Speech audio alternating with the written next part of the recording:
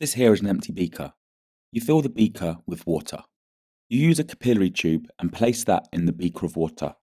The capillary tube should attach to the bottom of a test tube. Fill the test tube with water and then place a plant in the top of the test tube in an airtight seal using a bung. You then place a ruler below the capillary tube.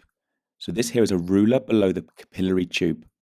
And inside the capillary tube is an air bubble. To make this more obvious, I've made the air bubble red. Of course, the air bubble won't be red. It's going to be a clear bubble of air. Water from inside the test tube is going to be absorbed through the xylem of the stem and up and out of the stomata in the leaf. This is transpiration.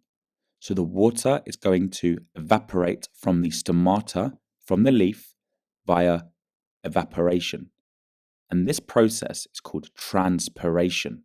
So water is going to move from inside the test tube, up through the xylem in the stem, and out of the leaf via the process of transpiration. Because water is being absorbed from the test tube, the air bubble in the capillary is going to move along from 1 to 2 centimeters. And water is going to move up from the beaker and into the capillary tube.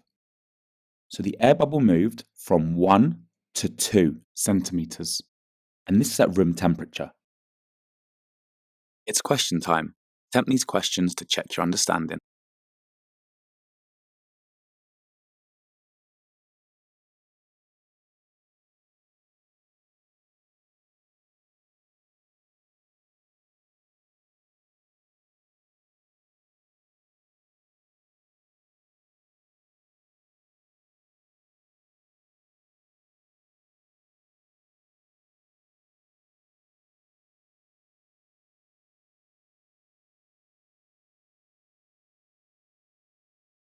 So we're going to change the conditions that the plant is experiencing. So we're going to increase the temperature.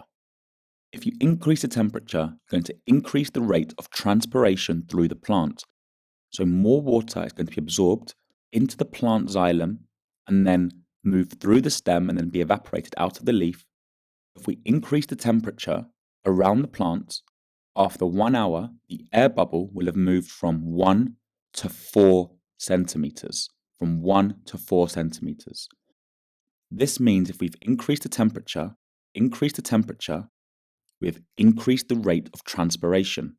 This is due to an increased rate of evaporation of water from the stomata and out of the leaf. This is seen by the air bubble in the capillary tube moving further.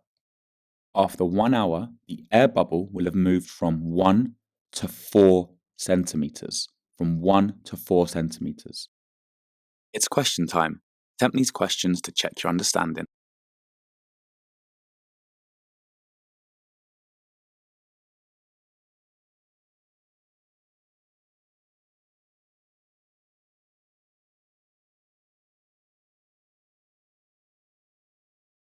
We have now increased the airflow around the plant, which means we've got a wind going.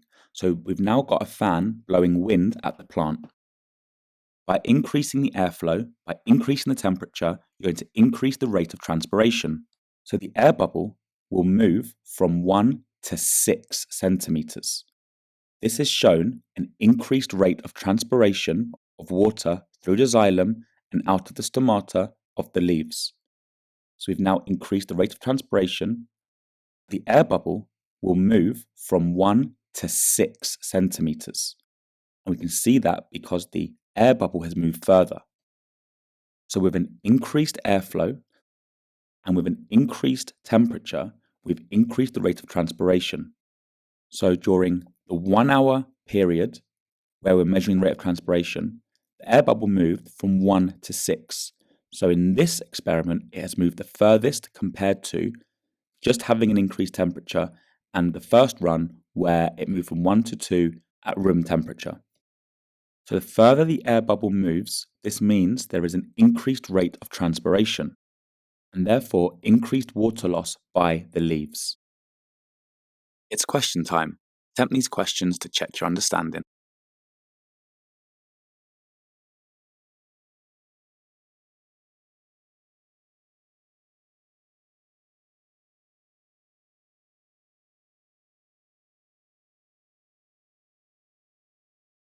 Press pause to practice using those key words.